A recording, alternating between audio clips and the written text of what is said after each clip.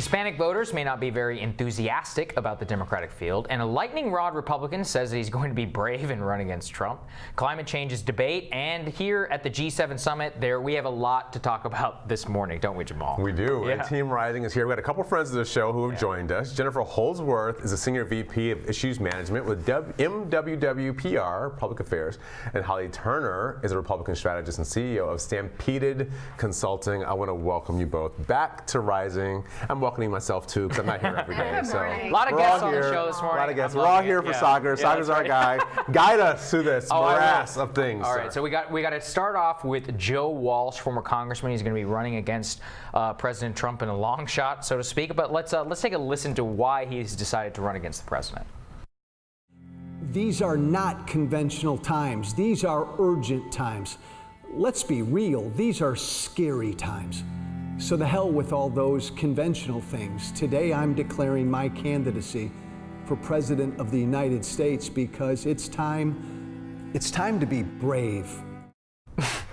All right, so George Conway and Bill Kristol have their candidate in this race, Holly. I guess I congratulate the Never Trumpers. I think you'll get a constituency of 7. But seriously, I mean, what does this actually say about the Republican Party? I mean, the Democrats are going to say, like, oh, this is this is something that shows that there's a real break within the party. I just think it's just complete fantasy. No, I mean, Walsh is obviously just trying to get a paid gig on CNN. Or Isn't that what this is all he wouldn't about? even rate for MSNBC. Exactly. But, yeah, it's. I mean, these egos that they just can't rein him in, and nobody in the Republican Party cares. Most Republicans don't even know who he is. What do you think, Jennifer? I mean, is this a serious challenge? I mean, President Trump has got like a 94% approval rating in the Republican Party. I guess it's a serious challenge. Not our own issues on my side. But look, this is democracy. Everybody can, everybody can run and have their say. And, obviously there's a little bit of hope springing eternal on the Democratic side that some of the things that Congressman Walsh say will rein the president in a little bit. Do I think it's a serious challenge? No, but I appreciate that he's out there and he's at least going to be challenging the president on some of the more insane things that he says. Now, there are some polls that say that Donald Trump is in the 80s, not in the 90s at this point. Sometimes it even gets down to the high 70s. Is it possible there might be 5, 10, 15% of Republicans out there that just to register themselves, just to say, like, I'm not 100% on board with the crazy coming out of the White House, might sign up for one of the, whether it's Walsh or it's Bill Weld or it's Mark Sanford, just sign up with somebody just to register their discontent. It is going to be a very, very small percentage because, again, they understand what's at stake in the general election, and they're not going to waste their vote. But also, I mean, are these guys going to raise any money? Because it costs a lot of money to get on the ballot in these states. And so you're looking at write-in candidates. I mean, it's not going anywhere. And that's the other thing. If you're a Democrat, you have your primary. You can select your candidate to run against Trump. I mean, if anything, this is even less of a chance of happening than in 2016. But another thing I do want to talk about here is there's a new interesting piece on 538. It talks about how Hispanic voters have really not yet made up their mind in the Democratic electorate. And we see, 27% support amongst Joe Biden in a recent Pew Research poll, 15% for Bernie Sanders, 14% for Elizabeth Warren, varying numbers across all other demographics. I think it's 1% for Buttigieg, 8% for Harris, 15% for Sanders, and 5% for other. Jennifer, what is this? I mean, I think it really does tell you that one of the most, one of the biggest parts of the Democratic Party, a diverse coalition, very much still up for grabs in this race. Yeah. I think it just proves the point that you cannot treat any constituency like a monolith. Right. Honestly, nobody in politics or pays attention to government and politics is a one-issue voter. So I don't think that you can go to any constituency and say, we're going to bring this one message to you and we're going to drive it home and you're going to vote for us. It didn't work in 2016. It's not going to work now. There are a lot of issues on the board right now that we need to care about. Healthcare, small businesses, faith. You hear the Democratic Party talking and some of the candidates talking a lot more about faith, which is very important to the Hispanic constituency. So I think you're going to see a variety of voters, not just the Hispanic constituency, be all over the map in terms of all of these issues. You can't just drive one message home with them.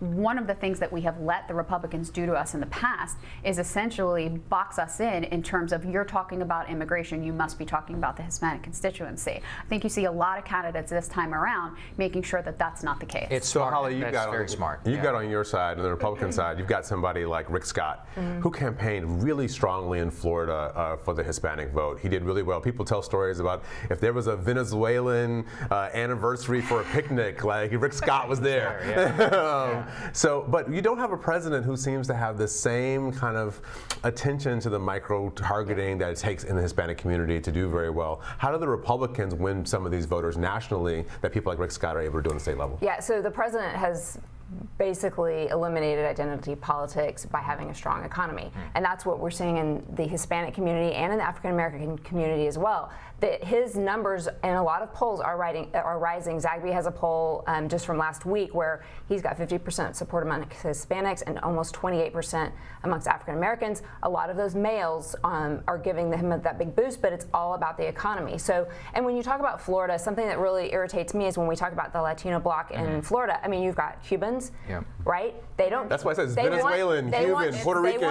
This is to Jennifer's point, which is talking about Latino vote as a single monolith just on immigration is actually very insulting to them. And I'm glad that I think everybody is trying to move past that. This does go to an interesting thing where you talked about men. And so there is currently a gender gap that we see, but it's actually not necessarily between men and women. It's actually college degrees is one of the main dividers. It's one of the main takeaways from the 538 poll.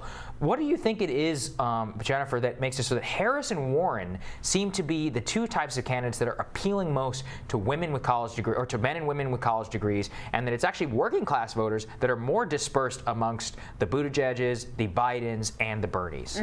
I think this is part of the internal debate you see going on within the Democratic Party right now, and sometimes it's used as a buzzword or an insult, but it's about privilege, and privilege is really about perspective, right? And so I think that if you're, an affluent college graduate living in the suburbs, you're benefiting from the Obama economy, then you're going to look to other things to vote for, right? If you're still struggling because Trump has tried to turn around all of the advances that Obama got in the economy, and you're starting to do worse than you were a few years ago, you don't have the privilege to essentially look at one issue and vote for it, right?